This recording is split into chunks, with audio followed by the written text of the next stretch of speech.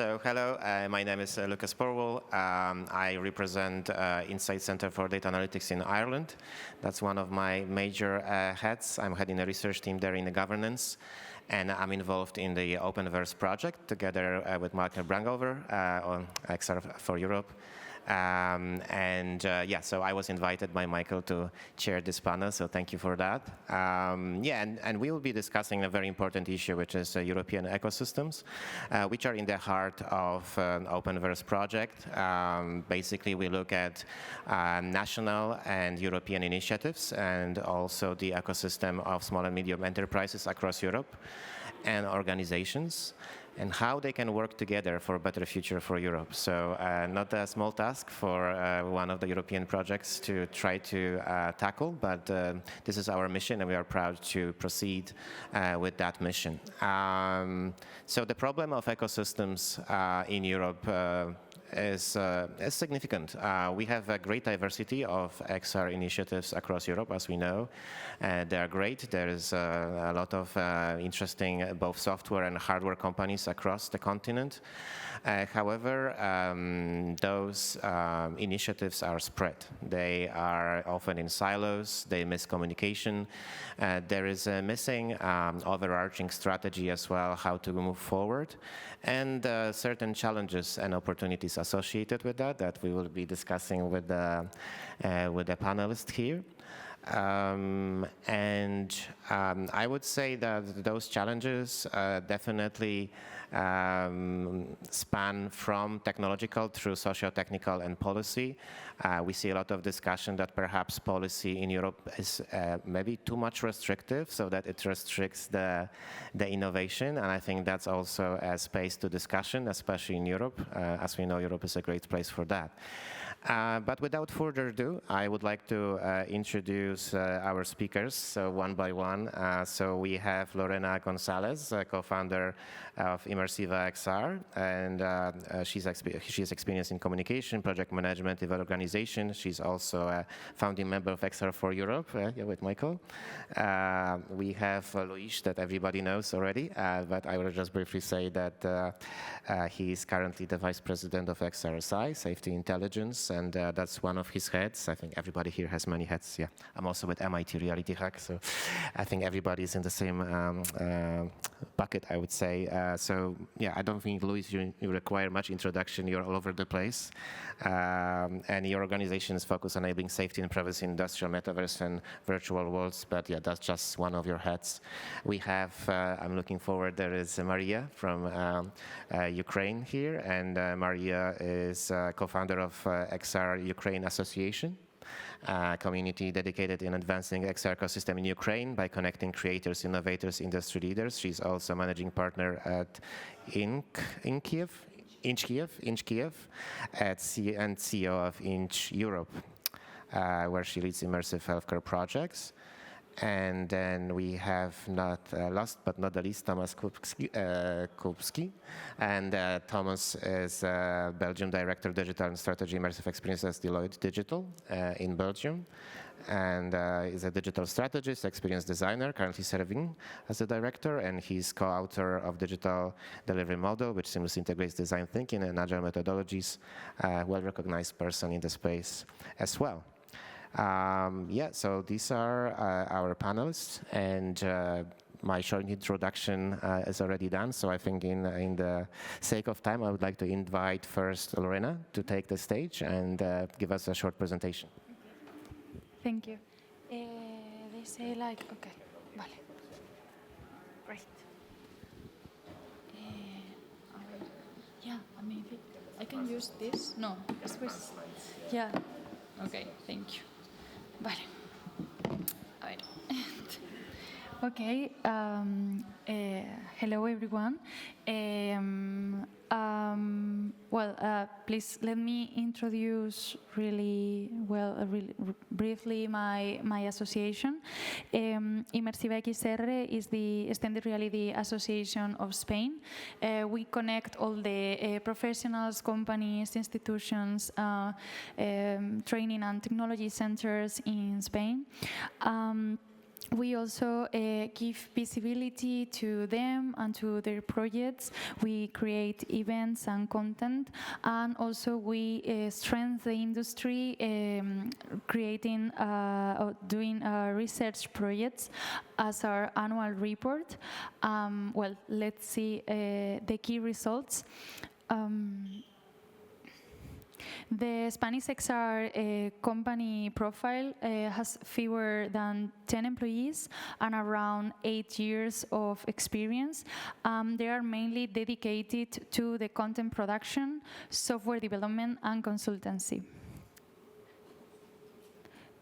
They specialize in technologies such as VR and virtual worlds, AR, MR, and other audiovisual technologies such as video 360, video mapping, volumetric video, and virtual production mainly. Customers are mainly B2B, mainly from Spain, but also from the rest of Europe, and increasingly from the rest of the world, especially Latin America and United States. In Europe, stand out Germany, France, and Italy. The sectors with the most projects are education, training, and the part of industry, manufacturing. And also the projects developed for public policy institutions, this bar, followed by other sectors such as marketing, health, and retail. Regarding revenue, the trend remains stable. Most companies continue to generate between 100,000 and 250,000 per year, although almost 20% reach around 1 million. And looking ahead, the outlook is optimistic because 72% of companies expect to increase their revenue in 2025, and 40% anticipate an increase of more than 15% compared to the previous year. In terms of funding, the amount from public grants are increasing. This year, 45% of the companies have national grants and 15% European grants. But most of the companies, like the 94%, are still having many difficulties getting public or even private funding. Finally, we would like to highlight a fact regarding professionals that the only 2 out of 10 professionals are women. This is a worrying fact that we are trying to help to improve in these numbers in the coming years. If you are interested in reading the full report, I have some copies here, but in Spanish, sorry. So also it's available in our website. So if you enter at immersivexr.com, you can download the report and you can use some tool for translate it. Thank you so much. Well, for anything else, you can also find us on any social media. And you are invited this evening to the to meet the Spanish creators at 3:13 at the hall expo hall. The pitch stays in the expo hall. And I think that's all. Yeah. Thank you very much, Lorena. You're so efficient, you bought us some time. So next is Luis. Luis, you go ahead, you can squeeze through. Maybe. Do you need? Yeah. You okay? Oh. And now for my next trick. Wow. This is an entrance. Thank you so much. So I'm going to tell you a bit about the Portugal XR Report 2025. It's actually the second year that we advanced with this project. Our vision was to create a resource that enabled policy definition towards immersive technologies in Portugal, also create a market strategy tool for enterprises, for any kind of organization to dive into and to know where they were, and also at the same time enable the networking between the several different kinds of organizations that are sometimes feeling alone and disconnected from each other. So we really wanted to build up the ecosystem as a whole. And we then created the Portugal XR Report 2024. We identified 230 XR organizations. We had 7 partners, and we monitored 12 main metrics. And this year, we went then on to 265 XR and virtual worlds organizations, 9 partners, and 20 main metrics. Mind you, the virtual worlds there stands, I would say, for digital twins and AI-related companies that also have teams that deal with XR. So these are our partners. So the report is built by this movement, this grassroots movement, so it's not from an association per se, although we are fortunate enough to have these partners, so APDC, which is the longest outstanding association on telecommunications, XR4Europe, Euromersive, XRSI, which I'm part of, EIT, United XR, here we are, Lispolis, which is a technical center in Portugal, and the Unicorn Factory. So we have in our report 3 sections. So the first one, articles. Inside articles from several experts. The second part relates to the actual insights that we got from the market. And the third one, a directory, so that people that read the report can interact with each other and have a reference. So this year, the main insights that we found were these. Actually, I just jumped one. Can I go back? I can. Wow, perfect. So, okay. So these are the main verticals that we found this year. And as you can see, education is the first one, which for me was kind of interesting to discover. Of course, heritage, of course, art, gaming actually jumped a bit. But to the top, it was, I believe, last year on the second half of the top 10. But all in all, this to say that education stands on the top of the main verticals in Portugal. And the kind of services, as you see, are not that different. And software development, of course, has a very big weight. And this relates a lot with the fact that more and more we see organizations in Portugal working remotely, organizations working and leveraging teams in several different places across Europe and, across Portugal, across Europe also, but mostly also leveraging the relationship with Brazil, because it's yet our other Portuguese-speaking brother on the other side of the Atlantic that usually only speaks Portuguese, so it's a great way for us to connect with a talent base that is almost 18 times the population of Portugal. So these are our main markets. As you can see, one kind of highlights is highlighted there. So Europe is kind of important and relevant for the XR organizations in Portugal. And the main roles that we are seeing, it's really, really interesting that as you can see, the main roles that are being sought after by the companies, by the organizations in Portugal, are not just technically related to technical needs, but also to some business needs. And although that changed a bit and that kind of reduced a bit from last year, it's still very present. And we're also starting to see interest in building up other kind of skills related to more vertical project management needs. So this is the QR code where you can find the full report. You are welcome to download it. It's available on an online version, and then you can, there's like a hidden button. You have to scroll, download it, and then you have it on your own device. Again, thank you so much for this, and looking forward to your comments. It's on the report. You also have the possibility of sending out your feedback, and you're welcome to do so. Thank you. Thank you, Luis. We just pass now to Thomas to represent Belgium. Love the torch. Yeah, it's really, be careful, please. It's like stepping on ice. Yes, thank you. So on our side, we wanted to achieve 3 goals with this report. So help the participants of the ecosystem to get a view of what this ecosystem is composed of.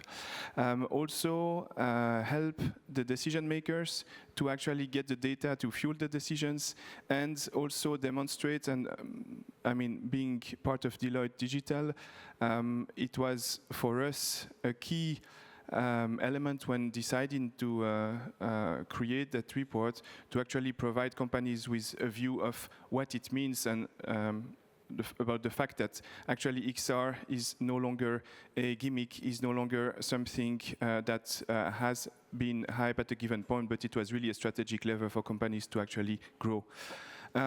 So the idea was to really help demonstrating how the ecosystem could be such a lever.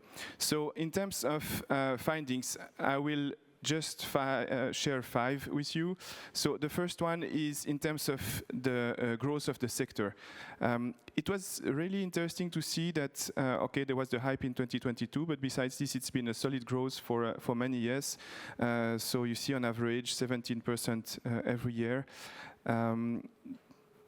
Second finding is the main clients are other companies. So we will see the detail later, but basically that was for some an interesting finding, because they had the belief that it was only used by education and some schools. So where there is the most expertise, it's still VR, no surprise there. I personally believe that mixed reality is a game changer in our industry. We see here that it's third, and most of the companies that took part to the survey responded they have a good knowledge and expertise within mixed reality. So interesting for Belgian companies to actually tap into that potential. And then in terms of the main use cases that were revealed, so you see, the most major ones are around training, prototyping, and marketing. You see the figures. Followed just by immersive storytelling that is growing massively.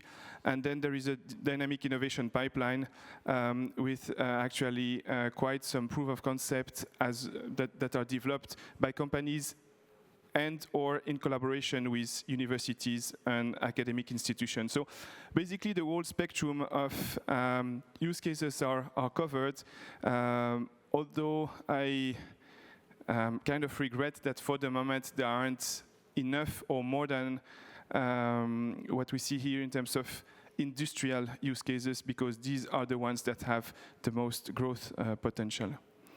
And finally, so the details on the most promising sectors for Belgian XR players. So indeed, academia and entertainment is still at this stage what seems to get the most traction, but behind that we have industrial and manufacturing, healthcare and life science that are also quite high. If you're interested to actually get all the data, feel free to download the report. And if you have questions, happy to connect as well. Thank you very much, Thomas. Thank you. And now, last but not the least, definitely, Maria from Ukraine.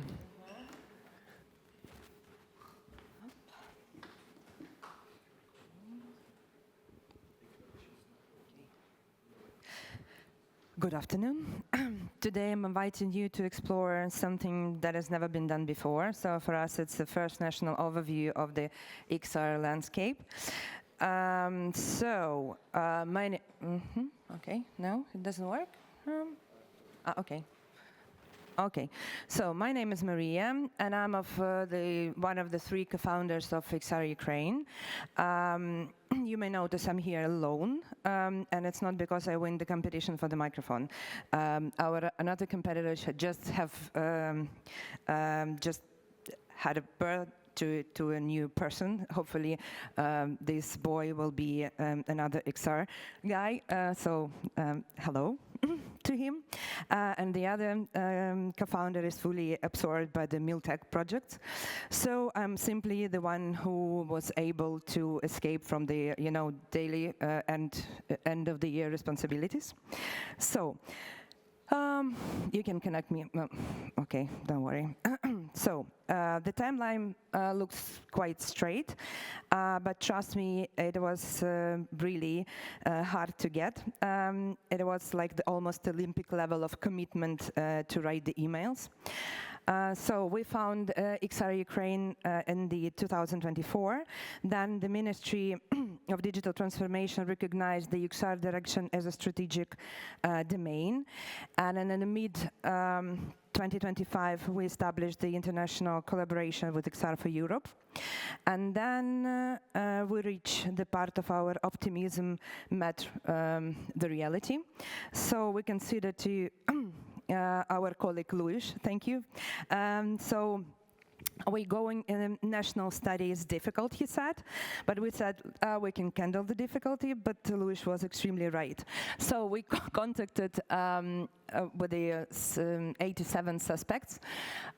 We've wrote more than 100 emails and 650 LinkedIn messages.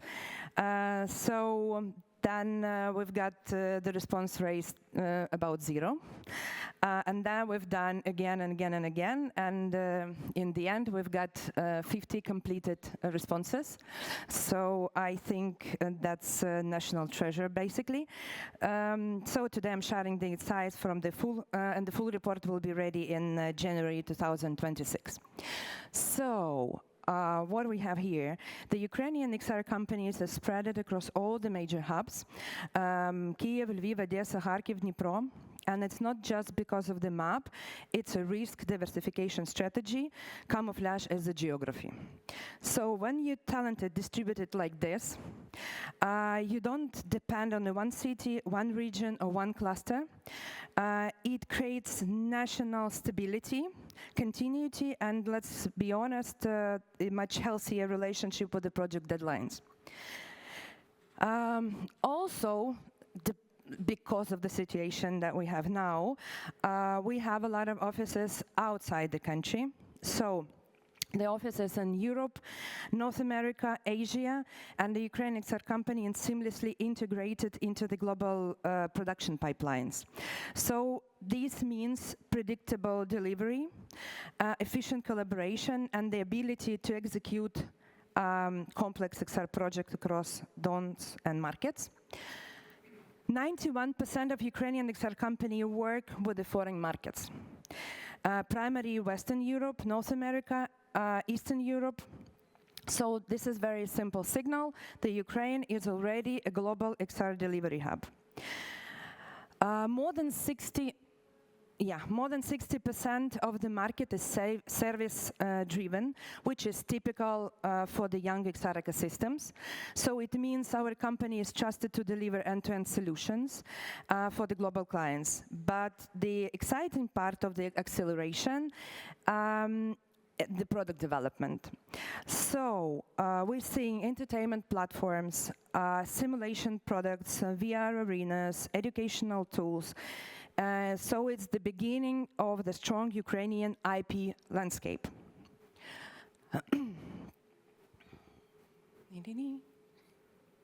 Okay, next. So this is the top 15 XR services and technological focuses. So it's mainly software development, mobile apps, and industrial metaverse. And on the tech side, we, as all the colleagues, VR first. So then AR and the mixed reality. But it's not a narrow market for us. It's a multidisciplinary engineering-driven ecosystem with the capability to build across the multiple verticals. And the main industries using the XR in Ukraine is three, actually: entertainment, learning, and medical applications. So it's a mix of the powerful entertainment fuels the creativity, training and education fuels adoption, and medical solutions fuel the real-world impact. The adoption timelines follows global XR waves. The early boom from 2016 and the slower COVID period, and the renewed interest in 2023 because of the Apple Vision Pro and the Meta Quest. So despite these fluctuations, the Ukrainian teams contributed experimenting, founding new companies, and exploring the XR portfolios.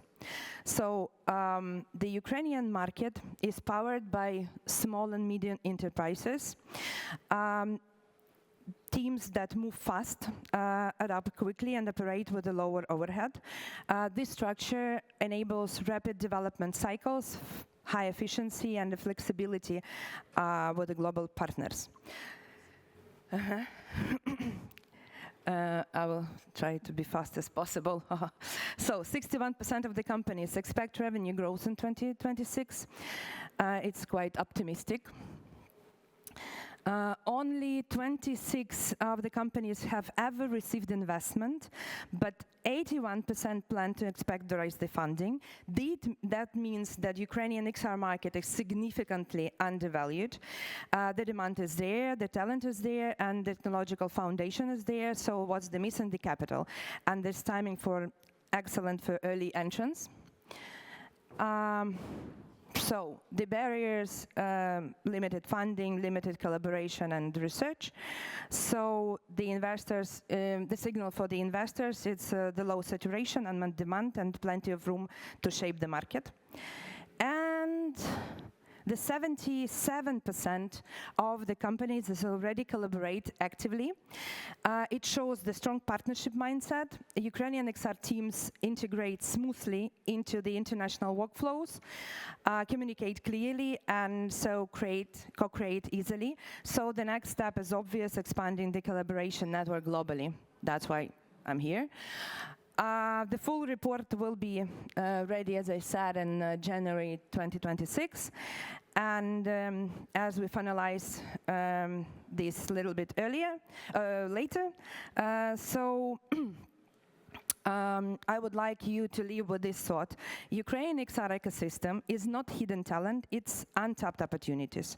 The diverse, skilled, expert-ready industry that is ready for collaboration, investment, and global integration.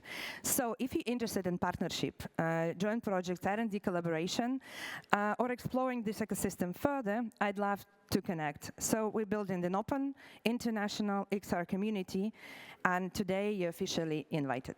Thank you. Thank you very much, Maria. Thank you. Okay, you can pass it. Yeah, thank you. Thank you very much. So that takes us to the next part of this panel, which will be me discussing with panelists, and then we will have a couple of minutes for also questions from the audience. So stay tuned, stay here, please. I would like to start in a bit maybe a generic way, or maybe a general way. As I mentioned, I'm kind of active on both sides of the Atlantic and beyond. So apart from heading the research team in Ireland, I'm also head of sponsorship at Reality Hack at MIT. Involved in Stanford XR, Harvard XR, working with industry in the US, both XR industry and also sectors like financial sector for over 3 years now as well, 5 years. And when I'm looking at those opposite sides, actually I see some people from Reality Hack. I see Masashiro from Japan there. There's many people from this community, so I'm glad to see that United XR really bridging this community is European American. But looking at these differences between what happens in Europe and US, I think the biggest advantage beyond the seas is rapid innovation, insanely rapid innovation, and very substantial financial resources. And we know in Europe it's been a problem when we discuss with small and medium enterprises, organizations, they repeat funding. Be it public or private, is actually very difficult to get. Well, in the US it's like a primary let's say, stream of money that supports all these new organizations. So I would like to ask you, looking at your national studies and organizations, What do you see as the biggest opportunity for cross-border XR collaboration in Europe right now to make European ecosystem more competitive and withstand this very strong competition beyond the seas? And I'll maybe start with Lorena, and we can progress. Yeah. Okay. See, like the biggest opportunity to collaborate each other. European collaboration. Okay. Well, I think first of all we have like a good basis, like very good companies, and also like a spirit of collaboration. At least at Spain, we see this all the time, like because there's like a new sector, new industry, and there's a few like or a lack of information, and it's always evolving, always we new headset, new things, and we are like really well like connected each other, and we like I think people are more willing to help each other. And if we can, like all of us, like all of our associations or communities, can gather these people and connect all of them, I think we can create these bridges to collaborate. And also, for example, thanks to XR4Europe, for example, 2 years ago, this kind of, or 3 years ago, this kind of reports doesn't exist. 2 years ago, from Immersiva, we decided to create this report because we think we need it. And then XR4Europe expand to the rest of the communities, to the rest of the association. And this is I think a very good project that we create like all together, because our report it's like inspire the others, and now we have a European report, so we can create things together and collaborate with each other, I think. So, maybe? Sure. Is it? Yes, it is. So, yeah, you talked about funding, and of course, funding. But then if we delve deeper, why doesn't funding come in? Why doesn't it happen? I would say essentially for two main reasons, maybe three. First one, lack of awareness, and second one, also lack of education regarding all the benefits that come from effectively applying the use cases and even knowing the business cases. But the third part, I say it's even more painful. I believe it has a lot to do with ourselves being able to coordinate efforts and actually to know what use cases, what business cases are out there. And that's really hard, especially in Europe, because we are like, as well, 27 different parts of the same puzzle. So it's really, really hard sometimes even to know how, for instance, and this is actually closer to home, I just had 2 weeks ago to deal with a use case in VR where the temperatures were -10. Of course, we don't get that much in Lisbon, so, but it would be great to connect with people who had been in touch with that. So the issue is where to go. So creating spaces, like for instance, of course, this space, which is fine, but it happens like once a year, but digital spaces, virtual reality spaces, where people would be able to connect and would be able not only to chat, to explore, but even more, I would say, that would be able to go through business cases, use cases, and fundamentally check the value, the operational value in there. I believe that can be really, really interesting for all of us to start purposefully connecting and not just like trying to explore stuff. That said, I would also say that adoption, if it doesn't come from the market, it also needs to come from public administration, and the whole effort from the European Commission regarding, for instance, city projects like Cityverse and others in enabling the opportunity with several different people, or of several different people in several different areas, to connect and to use immersive technologies, again, purposefully, I believe it's really, really interesting, and I'm really looking forward to what's going to happen. Thank you, Luis. Maybe Thomas, Belgian perspective. So on my side, I think that there are three areas where collaboration could help.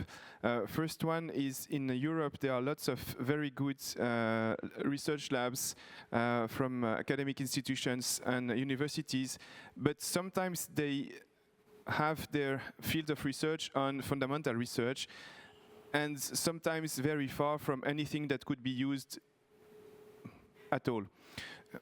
With all respect for all the people that dedicate lots of time on this, but sometimes it just doesn't serve the European competitivity, which is a pity. So there, I think that having more synergies with actors from the private sector could help to develop stuff that really makes sense. Second aspect is really about showing, because sometimes funding is necessary indeed, but sometimes you also need to have a market, because you tend to then focus on getting your the next criteria to get the next round of funding done, but you forget a bit the market, and then there is no fit to market. So there, I think that connecting again with the industry that are strong historically in Europe, automotive, space, airspace, defense, typically serving those industries might help.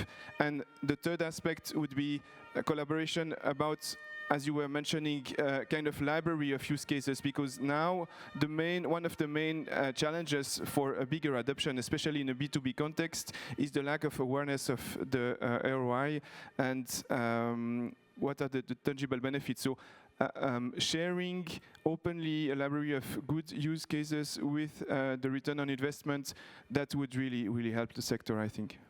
Perfect. Then Maria now, yeah? Actually, yes, you told like half of what I wanted to say. So I was traveling a lot this year, and what I noticed that it's sad to tell, but the US is more developed in this sense, and I would like to suggest all of us to focus not on the technology, but focus on the business.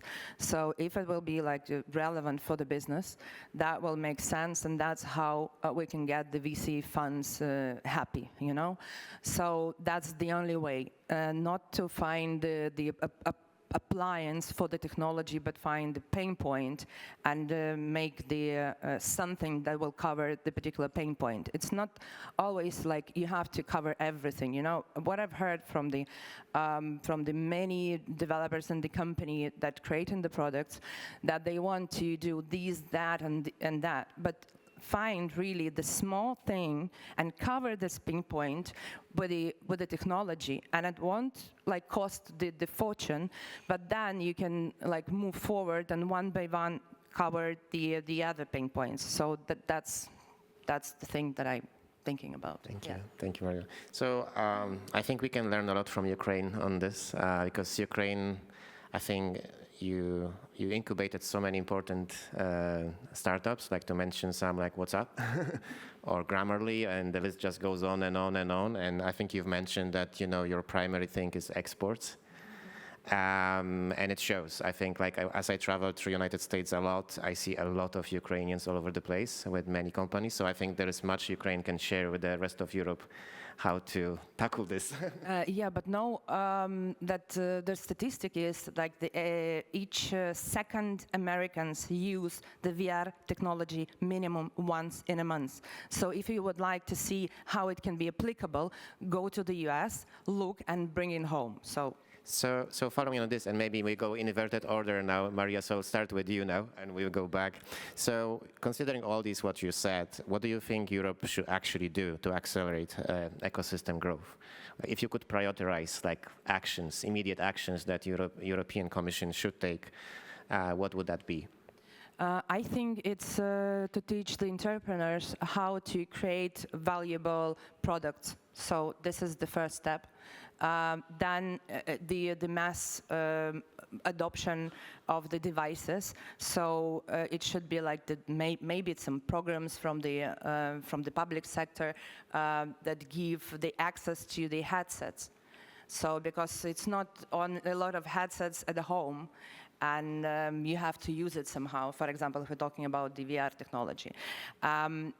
So, and the third step should be like the financial education, how to get funding. So that's 3 points, I think. Okay, maybe now to Thomas, inverted order. Yeah, Thomas? For me, it's really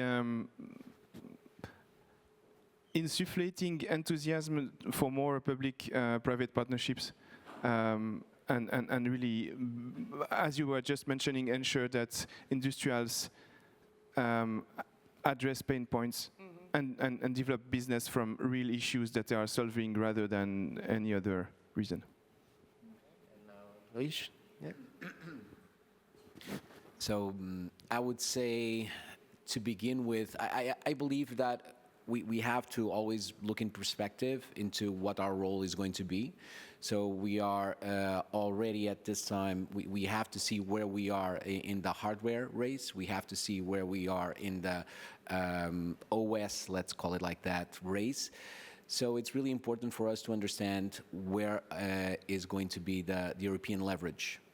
So starting with that discussion, I think that would be interesting, because if we can't just decide to like go forward and build up more hardware, or go forward and say, oh, we have the best virtual worlds to begin with. I believe that we talk about these principles like safety, privacy, ethics. Maybe it's about time for us to think what these mean for business as a whole, as essentially competitive advantages. And I do believe, I see that several times in several ways, so I believe that that could clearly be a way for us moving forward.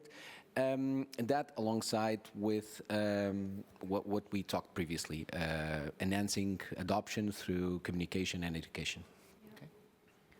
Sure, that's what I say, like the part of the education and raise awareness all levels, because we have like the companies, but also like the people who, I mean, the developers, but also the potential clients, you know. So I think it's really important to those people understand like what are the real benefits, like the what things they can get, like the revenue, no? They can, or the pain points, as you say, like this. If you use this technology, you can solve this problem, because it's not just XR or whatever technology, because it's because you solve something, no? So try to understand that the people understand that it's useful for them.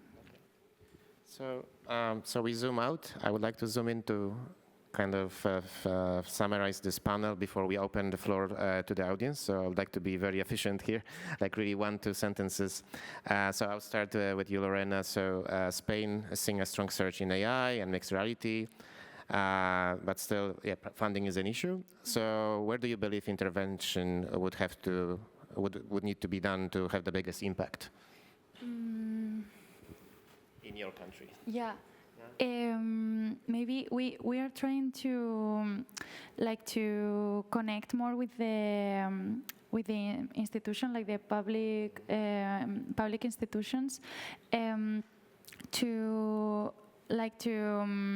connect them with the reality of the companies, and to get funding from them, but with some purpose, because the problem is that some of the entities, like the public entities, have funds for XR or other technologies, but it's like new, and they don't understand like what are the structure of the companies, the objectives, their capabilities, and sometimes it's difficult to connect these two worlds. So maybe this would be a solution. Sure. And now, Luis, very briefly, in terms of Portugal, ecosystem is highly remote first, globally connected, especially with Brazil. So how do you think this shapes the types of XR solutions being built and their scalability across Europe? Yeah. Again, one of the things that I truly believe is that each one of the XR ecosystems are different. So clearly in Portugal, we're seeing the remote work push, not just for the 4,000 digital nomads that right now we have, but more than that, several people like myself that are working full remote since 2020 in my case, but so many others. So, and that is happening not just from an individual standpoint, but also from several skill centers that already exist in Portugal that are being set up, well, by Portuguese companies or also by corporates from both Europe and the US. So all in all, this to say that I truly believe that it all boils down to connecting with other entities and other ecosystems inside the European Union in order to leverage this opportunity, not only of enabling the lifestyle option of working remotely from Portugal, of course, but also the possibility of tapping into the innovation ecosystem in Portugal, which has been growing for quite some time now, and that connects with a whole different number of markets and ideas, so, and also other converging technologies. So I would say clearly Portugal presents those two great benefits for many specific verticals, starting with education. Okay, and now to Thomas. So Belgium excels in XR prototyping, training, but you said it still struggles with broader industry adoption, which is the case for most of the Europe. I would say it's very reflective of Europe. So from your experience, what would be the biggest barrier preventing companies from moving from pilots to production? Well, I believe that at the moment, very often, quite some developments are kind of technology pushed, and like Maria was mentioning, they should rather focus on addressing pain points, because then if you get those first use cases, developments, proof of concept actually successful in the eyes of the stakeholders, they will tell about it to all their peers, and basically it will really spread the adoption. So I would say it's really focus on the pain points of the users, and I would add the necessity to actually look for the business case. So what is the return on investment for every project, not just trying something cool. It's true, it's quite cool, but it's not enough. Sure, and Maria, actually, in the same line, so you kind of responded to it. So Ukraine is export-oriented, and what enables Ukrainian teams to actually compete internationally despite limited funding? How do you do it? We just do it. We have no option. Domestic investment, yeah. We have no option. We have to do it. You know? Okay. So necessity is the yes. So it was like from one point of view, the war was really bad thing. And I personally like had to move from Ukraine, but on the other side, it gave us a huge push and open, you know, like the world's market for us, just because the Ukrainians invade all other countries, you know, slightly without weapons. So and that helped us a lot to not only to open Ukraine for the foreigners, but also to open our mind and to collaborate more effectively than it was before. So that's the idea. Thank you. And now we'll open quickly to audience if there is any question. Yeah, I think here and there. So. Thank you for the wonderful panel on all of your research points. I'm very curious what Louis said for the first question you answered. I want you to elaborate more a bit. You mentioned how there's an idea to build immersive spaces, digital spaces you called them. And I was wondering, is it like a VR chat for Portugal Virtual Reality Expo or something? Yeah, can you please elaborate a bit more on that point? Thank you. Sure. So the whole point regarding the report is that it's a starting point, right? So we see the report as the starting point for the community to get together. We right now are, we kicked off a series of meetups. This started last September, and hopefully we're bringing these to also immersive spaces. So, but they're just like yet another way for us to connect. I believe that in 2026, hopefully we will have also a directory online that will enable us also to get together in a much more on-demand manner. But at the end, all of these tools are just that, tools, as all of the technology that we use. They're only as useful and only as good as we use them. So that's pretty much what all the ideas that we have for the future. But again, it's just a plan. Question there? Hello. Yeah, I have half a question, half a kind of an idea, or would like to get your knowledge about like this topic. I have the feeling that we in Europe we kind of repeat certain researches and developments for every local market, and our common market is actually so big, like US or whatever.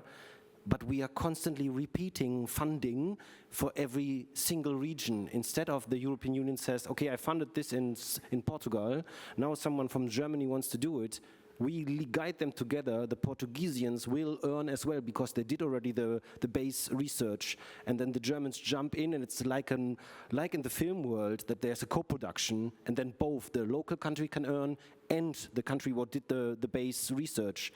So we would finally grow a little bit more together and open the market, or the global European market, and we would not waste so much time for researching the same wheel again in every of our sub-countries.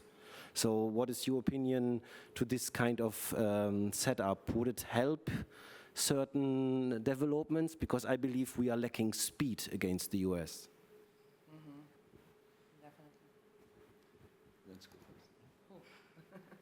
I can pick this one up really quickly.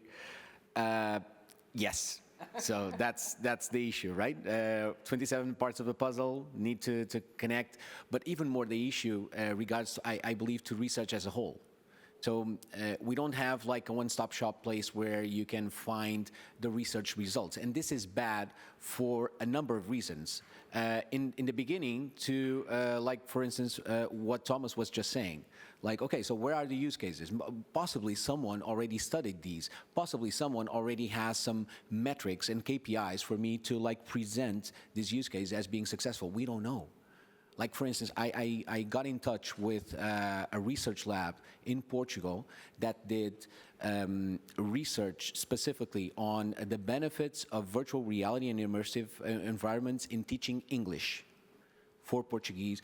And it was really, really cool. They had the numbers. They had the insights throughout more than a year. This is actual, actionable numbers, and these can definitely help the market, and these can definitely help like an entrepreneur that is thinking about moving into that field. So we need to aggregate that also for the benefit of the researchers themselves, so they then keep on reinventing the wheel in different parts of the European Union. And at the end, also when you end like a project, having the possibility of looking around and seeing, okay, so who is like doing stuff that can connect with this, as you said. So clearly that's a clear opportunity for us to even to connect or approach market and research in a more positive manner. Okay, anybody else?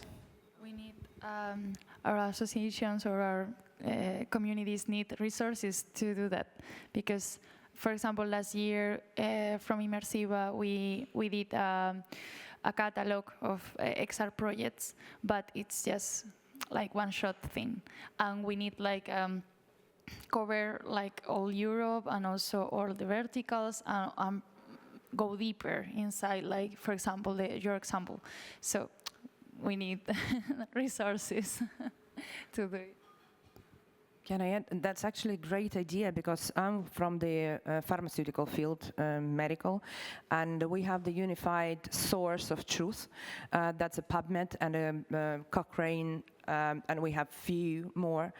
But that's it. And that will be the great idea if you can put all the research in one place, and in case somebody will get apply for the funding, the company or the fund that could give the money should see first if there is already exist or not. So it's just a question of the database, and it can be done not in a human way. So it can be grabbed from all over the internet with a lot of AI agents. So that's a great idea. We'll think about it. So good business opportunity. Oh yeah. Oh, anybody else? No? Yeah. Okay, so I think we have to conclude now. So just a few words. I want to just conclude this panel. I say, I think we all agree that definitely there is need for more awareness in Europe of use cases, of what works, what doesn't, of research, awareness of initiatives. That's what we are trying to do with Openverse. Maybe a bit more, again, in terms of funding and business models as well, needed to be clear on, let's not make it for fun, what will be the business model that can actually drive it. And actually Openverse hosts 2 workshops on Wednesday and Thursday, so stay tuned in this space. But yeah, I think that was a wonderful panel. Thank you very much, and it was a great pleasure. I would like a round of applause for our panelists. Thank you so much. Yeah.